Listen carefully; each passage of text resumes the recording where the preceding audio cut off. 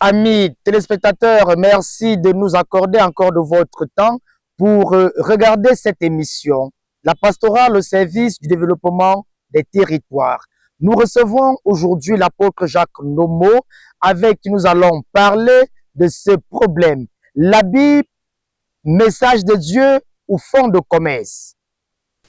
Apôtre Jacques Nomo, vous êtes le coordonnateur de l'association Action Émergence, la foi par les œuvres. Merci de nous accorder de votre temps. C'est tout un honneur pour moi d'être toujours là pour apporter un plus par rapport à une question dont nos téléspectateurs ont besoin, n'est-ce pas, d'être édifiés. Vous savez, les questions de foi sont des questions un peu à prendre avec beaucoup de pincettes. Vous savez que si votre foi, elle est faible, si votre foi, elle est fade, vous n'allez pas pouvoir déplacer les montagnes. Et nous savons ce que c'est que les montagnes dans la vie. Mais malheureusement, il peut aussi arriver des gens qui, au lieu de permettre à quelqu'un d'avoir une foi qui est forte, mais de se retrouver, n'est-ce pas, en train d'être embrigadé, d'où peut-être, je crois, le thème d'aujourd'hui. Est-ce que nous allons bien donner aux téléspectateurs la Bible, message de Dieu ou alors fond de commerce? Alors, l'apôtre. Déjà, la Bible, s'il faudrait rentrer dans la genèse de la Bible, c'est quoi? On va vous dire la Bible, c'est un ensemble de livres. C'est un ensemble de livres qui renferment la Bible. Dans la Bible, vous allez retrouver, n'est-ce pas, les livres ou alors les écrits de l'Ancien Testament qui, selon certaines révélations, qui ont été édités par Dieu, qui ont été dictés par Dieu, c'est des prophètes. Et je crois dans le 15e siècle, je pense, par, je crois, Gutenberg qui a mis ça par écrit. Donc nous avons aujourd'hui la Bible. Vous allez voir la Bible, il y a des récits de gens qui étaient peut-être à Babylone, et il y a des récits de gens qui étaient à Ninive. Et quand vous allez même au niveau de la Bible, vous allez constater que dans cette religion, les Bibles n'ont pas les mêmes livres, c'est-à-dire le même nombre de livres. Il y a peut-être, on va vous parler de, je crois, 32 ou 39, selon la tradition juive, pour certains, et vous allez vous retrouver à 42 ou 49 dans certaines confessions dans l'Ancien Testament. Donc, vous comprenez que ça commence déjà à avoir un problème. Si, comme je crois c'est Jean qui le dit dans l'Évangile, Jean qui dit, si nous retranchons ou nous ajoutons quelque chose, n'est-ce pas, à ce livre sacré, parce que c'est son nom aussi, cette personne ne devrait pas. Mais comment donc se fait-il que dans certaines religions, en ce qui concerne la Bible, on n'a pas le même nombre de livres que d'autres? Vous allez voir par exemple, il y a la Bible de Jérusalem, il y a Tob, il y a Louis II, il y a un certain nombre de Bibles qui des religions ont et qui n'ont pas peut-être un certain nombre de messages. C'est-à-dire, vous allez peut-être constater dans certains livres comme Daniel, dans d'autres, il y a, je crois, 14 chapitres, et d'autres, il y a 12. Vous irez, je crois, le livre d'Esther. Bref, vous allez constater un certain nombre, je ne veux pas dire de manquements, dans certains livres. Donc, alors, à partir du moment où il y a cette divergence, à partir du moment où les choses ne s'accordent pas, est-ce qu'on ne peut pas penser que la Bible ne vient donc pas de Dieu? Vous comprenez donc, je vais dire ici, puisque j'ai déjà parlé de la tradition, c'est-à-dire il y a quelqu'un qui a mis ça sur écrit, je crois, du temps. Mais vous comprenez que, bon, même si c'est Dieu qui a dicté, Dieu en dictant à l'homme, est-ce que l'homme avait mis les points et les virgules qu'il fallait? Et lorsque maintenant on parle de la tradition, parce que vous allez voir, on vous parle de la Torah qui existait et qui, on vient maintenant, c'est ça, on parle dans l'Ancien Testament. Vous voyez maintenant, si c'était en langue hébreu, est-ce que celui qui a traduit la Bible en hébreu ou en français? Nous ne sommes pas au niveau de la traduction. Non, je veux amener ici pour que vous essayez d'abord de comprendre par rapport à votre question. Si déjà dans la Bible, la genèse de la Bible a un problème, hein, ça voudrait dire que tous ceux qui peuvent maintenant la lire peuvent interpréter aussi à leur manière. D'où donc on peut donc revenir sur votre question. Est-ce qu'elle est un fonds de commerce? Parce qu'ici, ça dépend maintenant de celui qui lit. Quelqu'un peut maintenant, puisque la Bible étant un livre d'histoire, un livre d'économie, un livre de géographie, puisque celui qui fait histoire peut se retrouver dans la Bible. Celui qui fait géographie peut se retrouver. Celui qui fait économie peut se retrouver. La Bible ici nous enseigne beaucoup de choses. D'où maintenant, vous devez donc retrouver dans la Bible des passages où des gens peuvent, d'une manière ou d'une autre, exploiter à des fins personnelles, économiques. Et maintenant, le but même alors de la Bible, c'est pourquoi? Parce que vous allez donc voir, on vous amène maintenant un diable noir, vous voyez à peu près, et un Jésus blanc, bon, ou alors un Dieu blanc. Ça montre que celui qui est noir, n'est-ce pas, entre guillemets, la peau noire peut être le diable. Et vous voyez, si maintenant, on devrait demander à celui-là de fournir trop d'efforts afin de voir Dieu, d'avoir Dieu. Est-ce que la Bible ne sert pas, n'est-ce pas, aux intérêts de quelqu'un? Est-ce que cette Bible que nous avons n'est pas là pour les intérêts de quelqu'un? D'où on parle également, est-ce que la Bible n'est pas en fond de commerce? Est-ce qu'en elle-même, lorsqu'on vient et on vous demande de laisser, entre guillemets, vos traditions, est-ce qu'elle ne sert pas aux intérêts de quelqu'un? Ça veut dire que avant l'aspect financier, c'est-à-dire nous touchons l'argent, il y a d'abord cet intérêt, ou alors cette façon que la Bible agit ici, pour peut-être servir les intérêts. Parce qu'il y a des passages où des gens ont passé beaucoup d'années à vivre dans la pauvreté parce qu'on dit heureux les pauvres, car ils verront Dieu. Et vous allez constater que beaucoup de nos grands-parents, arrière-parents, ont vécu avec cette façon d'être. Alors, apôtre, est-ce que la Bible n'est pas un tissu de mensonges? Je suis en train de montrer, parce que tout ceci dépend de l'homme. Tout ceci dépend de l'homme. Je dis, il y a un passage qui disait « Heureux les pauvres, car ils verront Dieu ». Beaucoup de gens ont donné de leur terre aux églises, des hectares, parce qu'ils doivent voir Dieu. Mais maintenant, qu'est-ce que l'Église faisait de cette terre? Vous voyez, l'Église construit les écoles. L'école, c'est pour qui?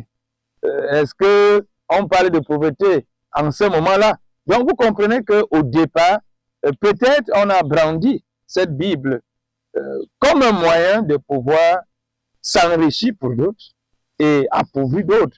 Et revenant à votre question, est-ce que c'est un tissu de mensonges? Je ne dirais pas, je ne vais pas dire ici que la Bible est un tissu de mensonges. Ça dépend de l'interprétation. Ça dépend de ce que moi je veux prendre de la Bible. Parce que si j'entre dans la Bible pour pouvoir avoir une certaine connaissance, je voudrais laisser l'autre. Mais il y a d'autres également qui prennent ça et ils développent à leur manière. C'est là dont il y a un problème. Parce que la Bible, je l'ai dit, c'est un livre d'histoire. Quand vous allez dans la Bible, il y a beaucoup de choses qu'on vous raconte qui concernent le monde, notamment qui concernent notre pays. Il y a des parties qui concernent notre pays dans la Bible.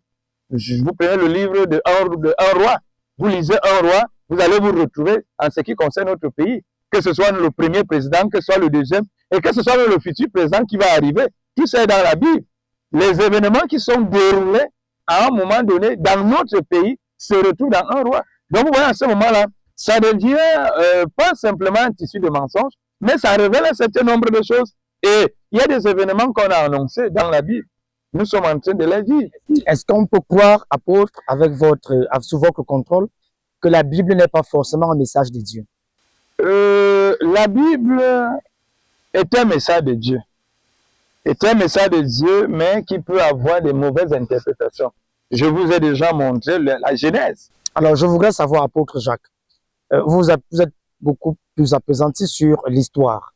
Et pour raconter une histoire, une scène, il faut soit l'avoir vécue, soit l'avoir écoutée, racontée par quelqu'un. Alors, au niveau de la Bible, on dit que c'est le message de Dieu. Dieu a parlé à qui était témoin? J'espère que vous croyez quand même aux révélations. Parce qu'il y a des histoires que moi je raconte, je ne les ai jamais vécues. Mais quand je les raconte, elles sont exactes parce que c'est une révélation. Je vais vous dire. Quand elles n'ont pas de preuves, je vais vous dire, quand elles n'ont pas de contrariété. Tout à l'heure, je vous ai parlé d'un roi. J'avais parlé de l'histoire de ce pays. C'était pour des élections dans ce pays. Et pourtant, je ne les ai pas vécues. Mais c'est ce que j'avais dit qui était arrivé. Donc, il peut aussi arriver qu'au niveau de la Bible, les gens ont des révélations. Je peux vous révéler quelque chose maintenant. Je n'ai pas les preuves. Mais demain, en sortant... Alors, si on s'en tient à ce que vous dites, apôtre Jacques, ce que vous avez eu comme révélation ne devrait donc pas être pris pour divin. Si déjà, au final, ça arrive. Ça ne veut pas dire que vous êtes divin. C'est la révélation que je vous donne qui est de non moi-même. C'est pour ça que je dis, les récits de la Bible on dit qu'elles ont été dictées par Dieu. Il peut arriver que l'homme, n'est-ce pas, et dans ses propres convoitises, de ses recherches, peut déplacer des choses, ou alors peut même mal interpréter, parce que Dieu peut dire quelque chose, mais si vous ne comprenez pas le sens, vous pouvez à un moment donné dire ce que Dieu n'a pas dit. C'est pour ça que je dis, la Bible en elle-même peut-être n'est pas un tissu de mensonges, mais est-ce que ce ne sont pas les multiples interprétations au pouvoir servir les causes de X ou de Y? Parce qu'il faudrait déjà le voir. Qui fait en sorte que, par exemple, c'est des empereurs, ce sont des grands rois.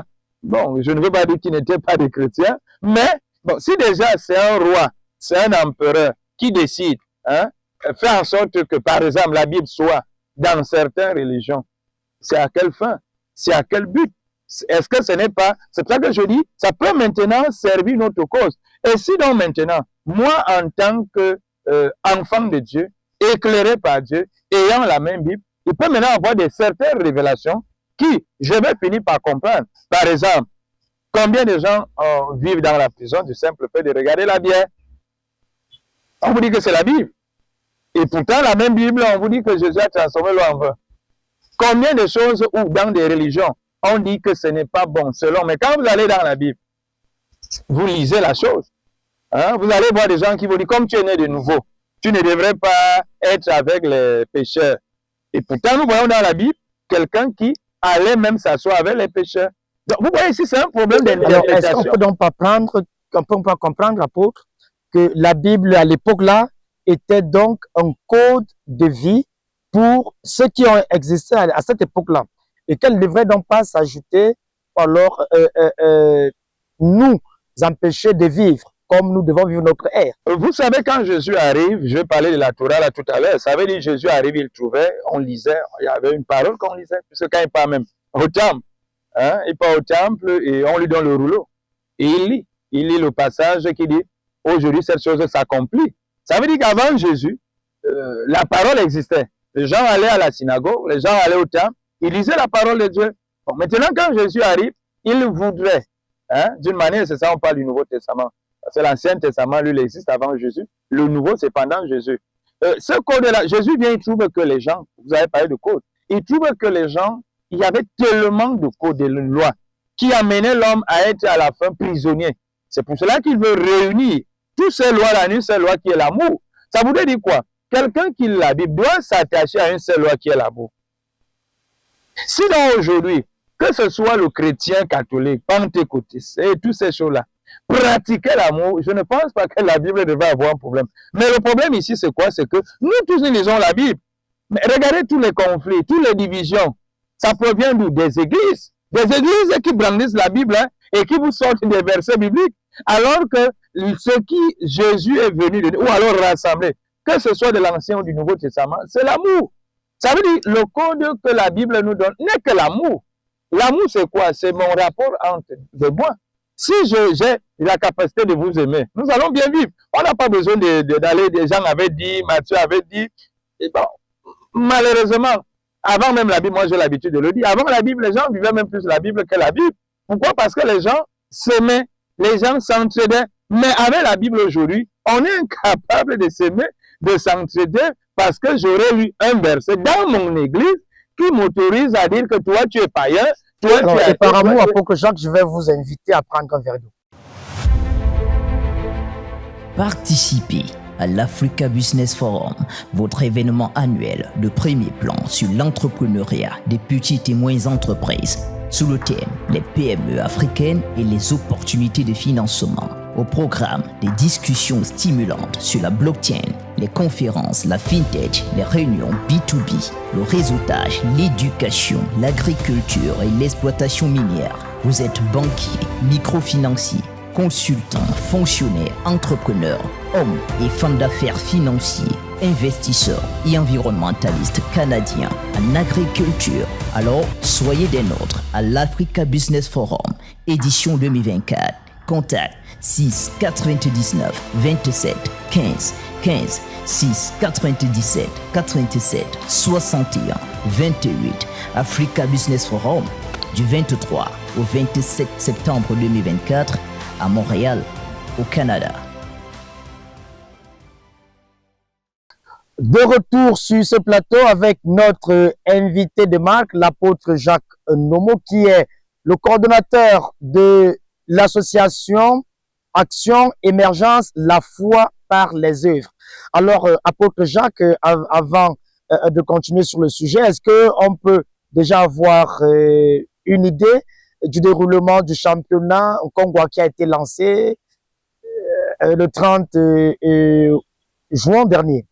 Oui, justement, je pense que aujourd'hui nous sommes rendus déjà à la deuxième journée et je crois que ce week-end, ce sera la troisième journée. Vraiment, tel que vous l'avez vécu pour le lancement, c'est la même ambiance qui continue, c'est-à-dire les jeunes sont tellement contents et satisfaits, n'est-ce pas, de ce qu'on a pu faire.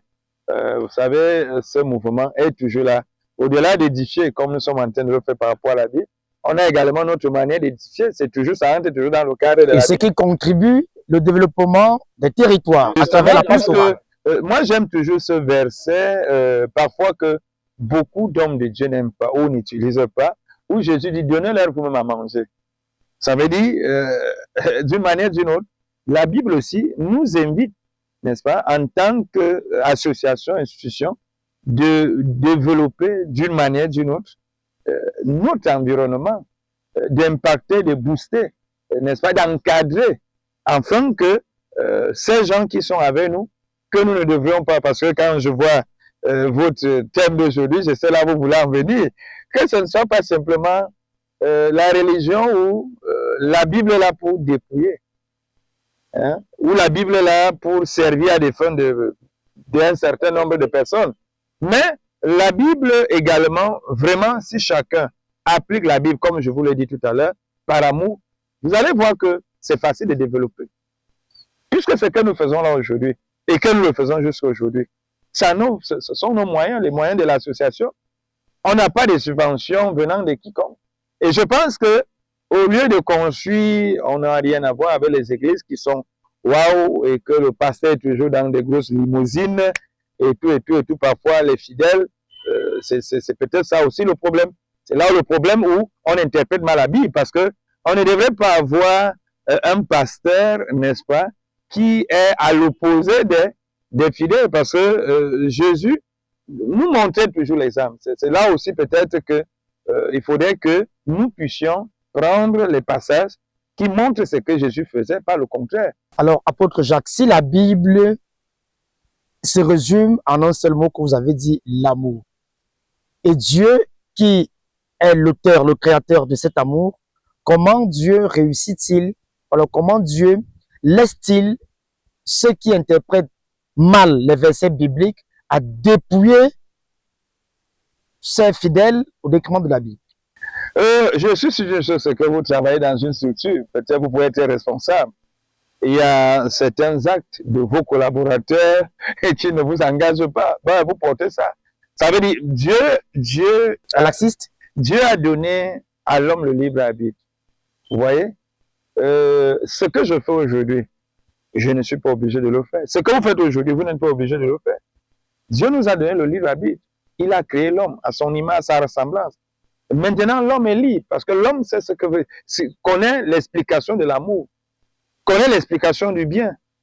Bon, si maintenant vous décidez de faire le mal dans votre vie, bon, comme c'est un père, il se dit que peut-être à un certain moment, et c'est ça qui est bien avec Dieu, vous voyez, c'est pas quelqu'un qui est dictateur. Il a toujours espoir que ceux qui transforment la vie, parce que ce que vous ne savez pas, celui qui fait le mal perd toujours. On voit toujours le mal, mais on ne le voit jamais quand il se coupe. C'est parce que vous voyez, quelqu'un qui s'est mis à faire du mal, à mal interpréter, ou alors à mentir, à faire ceci, devant ses fidèles, finit toujours par payer. Vous n'avez qu'à voir par moment l'actualité. Ça veut dire, si vous vous levez matin, et vous dites ce que Dieu n'a pas dit, et vous faites ce que je vais vous raconter une petite anecdote d'un pasteur qui se lève un jour parce qu'il veut rouler dans la grosse voiture, il se met à faire une quête. Il se met à faire une quête parce qu'il veut rouler dans... Il va s'acheter une voiture.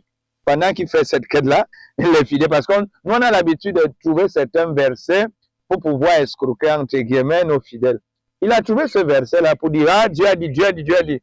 Et les fidèles qui aiment aussi ça, parce que vous savez aussi, je prends peut-être mon cas. Vous voyez, les gens, quand ils arrivent à notre niveau, ils sont surpris que le pasteur que je suis ne demande pas comme les autres. Et à un moment donné, ils doutent même de la qualité de l'onction. Parce que les gens savent déjà aujourd'hui que celui qui a l'onction, et s'il y a réellement l'onction, on devrait débourser de l'argent. Il est inadmissible que vous dites que vous avez l'onction pour prier, pour guérir et délivrer, et vous ne demandez rien. Ça sonne un peu mal dans les oreilles de certains, et c'est pour ça qu'ils sont souvent, n'est-ce pas, ils préfèrent aller là où On leur demande des choses. Là où ces gens-là vont donc les dépouiller, parce que c'est aussi eux qui sont à la recherche. Donc, ce pasteur se met à vouloir dépouiller ses fidèles, mais comme parfois Dieu est Dieu, ce jour-là, il lui fait parler, il parle, il dit, est-ce que c'est moi qui t'ai demandé de t'acheter une voiture? Il était obligé de demander à ses fidèles de venir répondre. Non, il parle, Dieu parle. Nous sommes là. Dieu l'a confondu. Dieu l'a confondu, c'est pour ça qu'il dit, il nous parle, mais il nous laisse passer, c'est dire que non. Ce que je fais là maintenant, est-ce que je ne peux pas changer? Vous savez, aujourd'hui, notamment, c'est chaque pasteur qui n'a pas le souci des âmes. Beaucoup n'ont pas le souci des âmes. Alors, est-ce qu'on peut vivre sans la Bible, apôtre Jacques? Est-ce que la Bible est une condition sine qua non pour vivre? La Bible n'est pas une condition sine qua non pour vivre.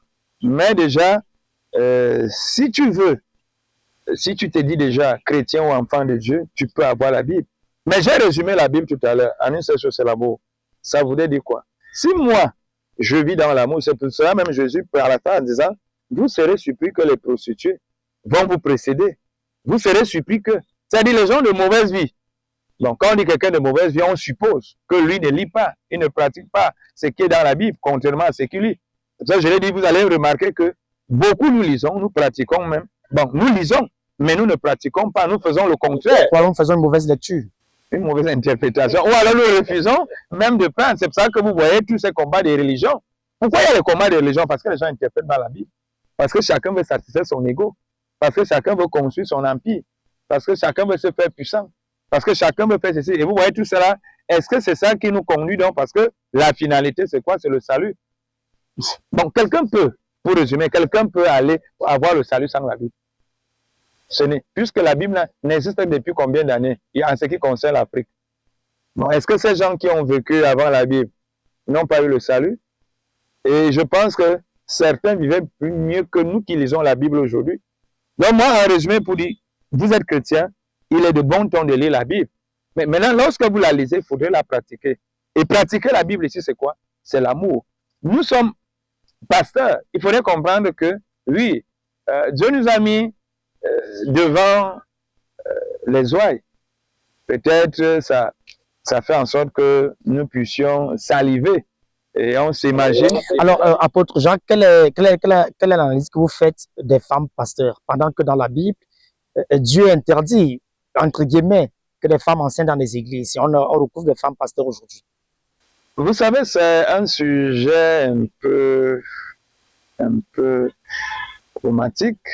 Bon, vu déjà la création, on dit on les créa hommes et femmes.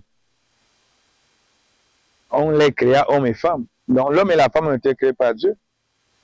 Et maintenant, je suis en train de répondre pour arriver à un niveau où vous allez comprendre quelque chose.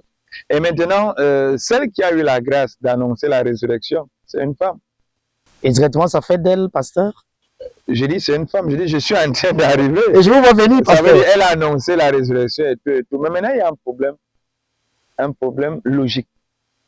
Un problème logique, il est simple. La femme peut prêcher. Mais quand la femme va prêcher, elle va prêcher jusqu'à combien de temps? Parce que c'est une femme qui est appelée à tomber enceinte. C'est une femme qui est appelée d'une manière ou d'une autre. Ça veut dire que la femme qui prêche, n'est-ce pas, peut prêcher, mais ne pourra pas prêcher autant que l'homme. Parce que la femme déjà en elle-même, s'il faut le dire, c'est tout un ministère. Donner la vie, ce n'est pas n'importe quel ministère. Bon, s'il arrive maintenant qu'elle peut prêcher, comme beaucoup prêchent aujourd'hui, je pense que cette femme-là, d'une manière ou d'une autre, devrait attendre. Il y a d'autres qui aujourd'hui peut-être ne connaissent plus un certain nombre de choses. Imaginez ce que la femme peut endurer. Mais la femme a annoncé la résurrection de Jésus. Elle peut annoncer la résurrection. Elle peut le faire comme elles le font aujourd'hui. Mais je dis, il y a des phénomènes liés à son état qui peuvent faire en sorte que demain ou après-demain, qu'elle soit indisponible. Bon, c'est maintenant à elle de comprendre lorsqu'elle sera indisponible. Amis téléspectateurs, arrivés au terme de cette émission, nous avons reçu l'apôtre Jacques Nomo qui, pour nous, est le parent de cette émission. Apôtre Jacques, on ne va pas monopoliser l'antenne avec votre image. Les fidèles sont déjà très habitués à vous voir et il y a ceux qui parfois m'écrivent en inbox pour avoir vos contacts. Alors, est-ce que c'est possible de donner vos contacts à l'antenne ou alors qu'on continue à le faire en inbox, comment le fait? Vous pouvez donner mon numéro, vous pouvez le donner, mais pourvu simplement qu'il pose des problèmes, n'est-ce pas, qui sont raisonnables. Vous savez également tellement que la Bible a été parfois aussi mal interprétée. Il y a des gens aujourd'hui qui n'arrivent même plus à faire confiance à eux-mêmes. Ils ont peur de tout. D'où parfois, ils vont même solliciter l'apport ou alors l'intervention des hommes de Dieu que nous sommes, même pour des problèmes basiques. Ils n'arrivent plus, n'est-ce pas, à comprendre que la vie a des hauts et des bas. Bon, mon numéro est là, qu'ils puissent appeler, je pourrais leur apporter un plus. Mais je dis toujours, moi, je suis là pour le développement de l'homme. Parce que Jésus dit, mon peuple périt par faute de connaissances. C'est pour cela que déjà, je remercie la chaîne TNT qui me donne ce privilège, cette opportunité de partager l'expérience que j'ai, afin que beaucoup d'âmes qui souffrent ici dehors et qui parfois sont à la merci de certains hommes de Dieu véreux, mais peut-être puissent avoir certaines connaissances et qu'à la longue, s'ils étaient déjà embrigadés, qu'ils commencent à se libérer parce que chacun de nous a en lui la nature divine. Il faut simplement que tu prennes conscience de cette nature divine. C'est aussi ce que la Bible nous donne. Parce que lorsqu'on dit Dieu a fabriqué, a créé, a modélé et il a soufflé la laine de vie, ça veut dire que chacun de nous a à l'intérieur de lui une haleine de vie. Il faut maintenant que la personne prenne conscience de cette haleine de vie. Et je pense que c'est mon rôle dans le cadre de cette émission, afin de donner l'haleine de vie à tous ceux qui sont déjà presque morts, mais qui ne savent pas qu'ils vivent, parce qu'ils ne savent pas ce que Dieu a mis en eux.